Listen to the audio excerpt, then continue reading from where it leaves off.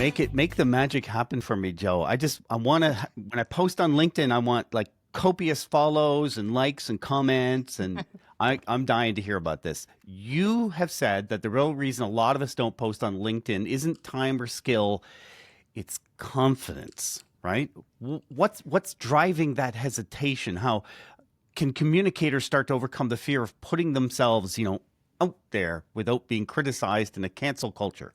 Yeah, absolutely. Yeah, we're quite unusual in that we work almost exclusively with individuals rather than brands. So we don't really go near brand channels. We just work on a one-to-one basis, helping people to develop their strategy. We might do some training. We might even do ghostwriting for people. So we generally work with business leaders and business owners.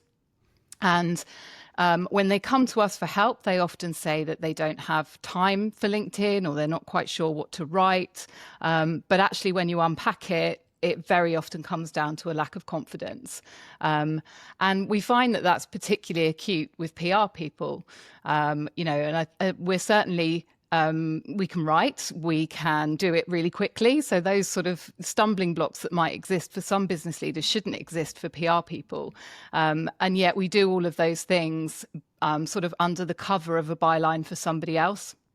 So typically we're writing for a stakeholder or a client. And actually writing something and putting our own names to it is something that feels quite scary. It's quite hard to kind of put your head above the parapet in that way. But my feeling is that it's really vital to build and maintain your personal network. PR is a people business through and through. And if we nurture our networks, then new opportunities will arise, whether it's your next client or your next hire or your next role for yourself. But if you don't kind of develop that network in a really intentional way, then there's fewer opportunities out there. I think to a degree, we all have to get over that kind of cringe factor that we feel around putting ourselves out there. I'm not comfortable right now, by the way, despite the team red jerseys that If you're watching on YouTube, it's like we got together, right, and talked about. We didn't. We really didn't. This is absolutely out of my comfort zone, but I'm viewing this recording as a means of helping some other people, rather than doing it because I like the sound of my own voice. And that's how I kind of overcome the cringe factor, if you like, is just kind of thinking, well, it's my role here to help others to maybe just come out into the limelight a little bit. Yeah. I wanted to talk a little bit about authenticity. Sometimes you come across these LinkedIn posts and it's sort of like, my cat died over the weekend and this is what it taught me about B2B marketing. And you see these sort of clumsy segues. And I wanted to talk about authenticity versus, bringing your sort of personal side to your content. And there's often confusion between the two. How could PR professionals really strike that right balance between bringing personality into their content, but without oversharing or losing professionalism? Yeah, I think we saw a real rise in the amount of personal content that was being shared on LinkedIn during COVID, during the lockdowns when we couldn't get out and see other people. So we kind of came together on social media. We were all sort of sailing similar boats through the same storm. And it became perfectly acceptable to kind of share the chaos of what was going on at work and at home. But, fast forward a few years and we're back to in-person meetings and we've got return to office mandates and all of the rest of it. And there's been a bit of a backlash against that personal content. And as you say, there are some really clumsy segues between, my dad died or my cat died and this is what it's taught me. So I think it's, many people feel it's not the place for sharing that kind of personal story. But I do think there's still a dire need for content with personality, and I think there's a bit of a difference. And to kind of illustrate that point, I'm working on a sales navigator project for a client where we're targeting senior marketing professionals in the tech sector. And 95% of what they're writing is, read this white paper that, has come from my business, or, look at these insights from my boss in some trade magazine, or come to this webinar. And it's dull, it's horrendously boring. And they're doing it to tick a box for their employer, but it's not telling their network anything about themselves. So, what's their point of view? What do they actually think?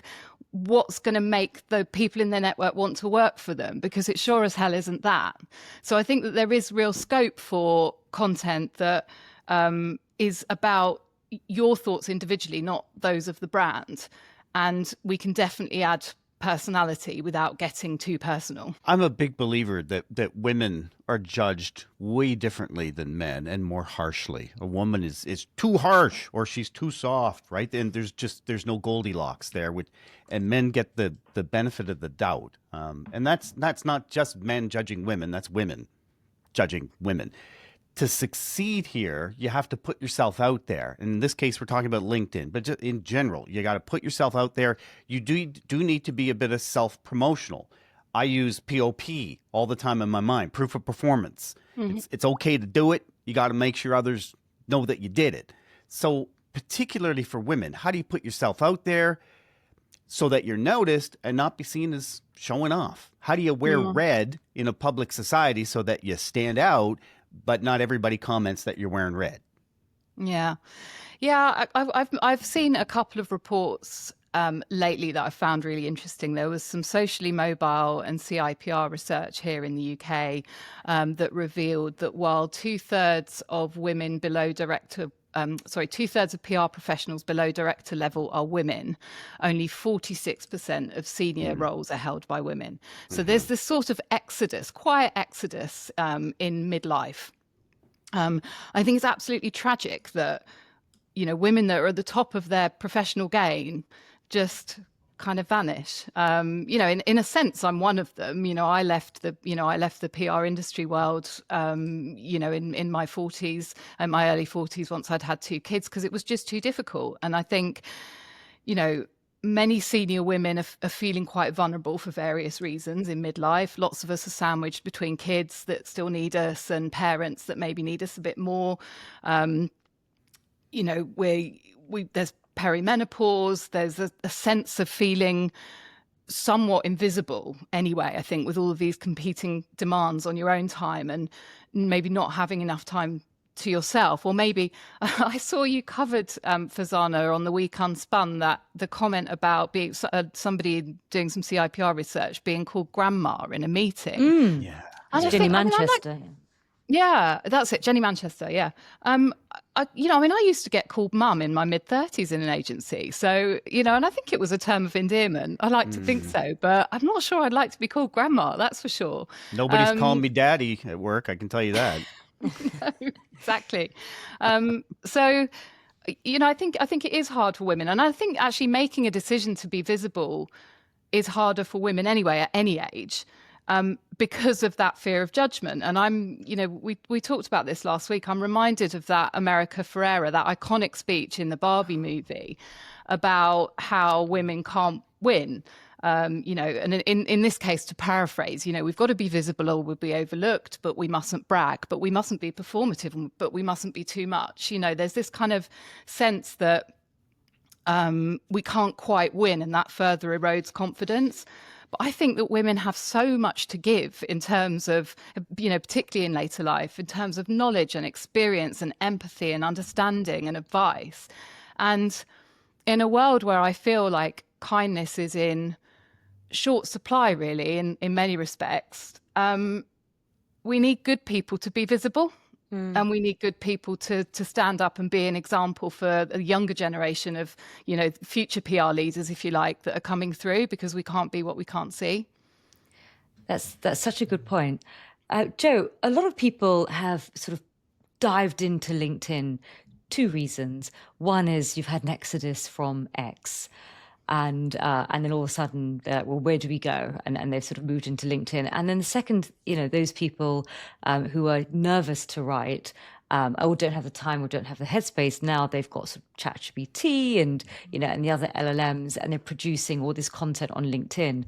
What practical advice would you give to someone who's listening, who knows they need to do more on LinkedIn, but they just don't know the basics? Like, how many times should they post on LinkedIn a week? Is it, is what's too much? What's too little? What do the algorithms favor? Where do you lose points from the algorithm? Can you game the algorithm?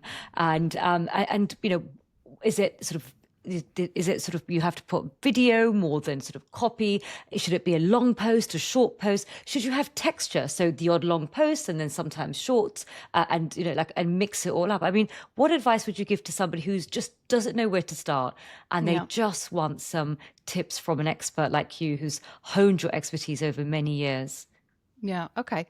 I think, well, the first thing I would say is be strategic about it. So if you were doing this for a client, you would determine aims and objectives. You would look at audiences. You would create content pillars. You would measure. You would treat it like you would any other kind of PR program. And I think that you need to do that for yourself. It's not that comfortable, perhaps. And I think, when we start using the terms like personal brand and building your personal brand and so on, people are quite uncomfortable with that. But if you think about it as just raising your professional profile, then that's the way to do it. It's a really, that planning bit is a really vital part of being intentional about building that profile. So that would be my starting point. I think keep adding to your network. You never know kind of where those opportunities are going to come from. So, absolutely connect with people after meetings, connect with people that you've heard speak at events, perhaps connect with people that are talking about some of the same issues that you're talking about. I don't get hung up on, to your point, Doug, earlier on about the metrics in and of themselves. I think, you can have tens of thousands of followers or connections, but you can't maintain meaningful conversations with all of those people. So I think it's about connecting with the right people that kind of, are kind of within your wheelhouse, if you like.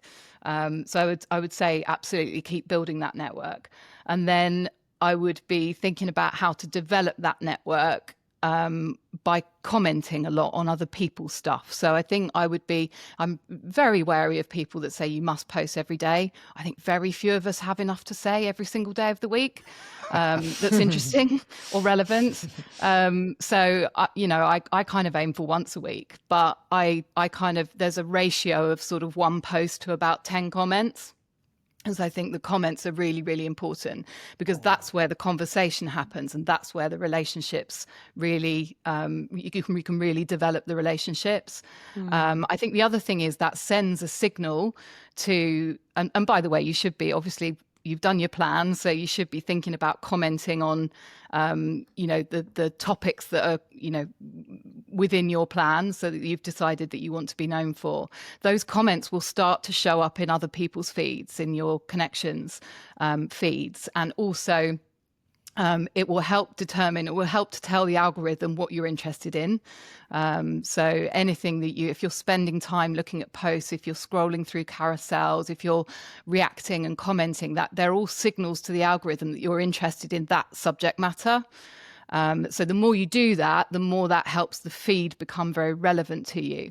But also, if you're targeted about your engagement, and you're, say there's a prospect has written something, if you comment on their post, they're far more likely on Tuesday, they're far more likely to see your post on Wednesday, because there's a degree of timeliness about who sees your post, because your post doesn't get served to everybody in your network. It will be served to, say, 5%. But that 5% will include people that you've recently connected with, people you've recently direct messaged, and people you've recently engaged with. So, again, it's about being strategic and intentional. So it's not just going for the easy comments, the person you worked with 10 years ago that's got a new job, congrats, mate. It's about adding your insight and your thoughts, and really kind of extending that conversation and developing that network. How do I drive them to my white paper, though? If that's my whole thing, is I'm trying to drive them to my website or because I've heard if I put the link in, and I'm pulling people out of the social media app, that the algorithm smacks me on the backside and diminishes my views or impressions. Yeah, LinkedIn doesn't love links any more than any other social media platform because they It's really linked want. out when you do it. Yeah. Yeah, they want to keep you within the platform if possible. So I would always say when you're, uploading video clips and so on, to do that natively rather than sending people off to YouTube or Vimeo to watch the stuff. We do use links, of course we do, because sometimes it's just about making it as easy as possible for the reader to engage and access the information you're trying to share. There are different ways of doing it. You asked about formats, Fazana, and I definitely think it's worth mixing things up a bit. Short posts, long posts, articles, video. And video. None of this stuff needs to be professionally produced. In fact, I think sometimes that can be a bit of a turn off to people because people like that natural, authentic content. They like to see the faces of the people that they have worked with or that they'd like to work with. It's much easier to engage with somebody on a human level if you're seeing their face and you can hear their voice. And it doesn't matter if it's just an iPhone video or a snap taken at a show or an event. People are much more, it's a kind of human nature thing. People are much more likely to engage with that. So yeah, I would definitely mix up the formats. Definitely do your commenting. Ideally do that. At the sort of around the time you're posting as well, because that will really help just to show you're active on the platform. And that I want to ask Joe about timing. When's the best time? Is there a best time? Is there a best day to post? Yeah, I think I still subscribe to the sort of couple of golden hours first thing in the morning, sort of 8 till 10 a.m., because I think those are times when people are likely to be traveling and logging in. So you really want for that initial sample of people to see your LinkedIn post and to engage with it immediately, and then it will go further. I think what we are seeing, and there have been the LinkedIn algorithms, in the plural, there are multiple algorithms at play.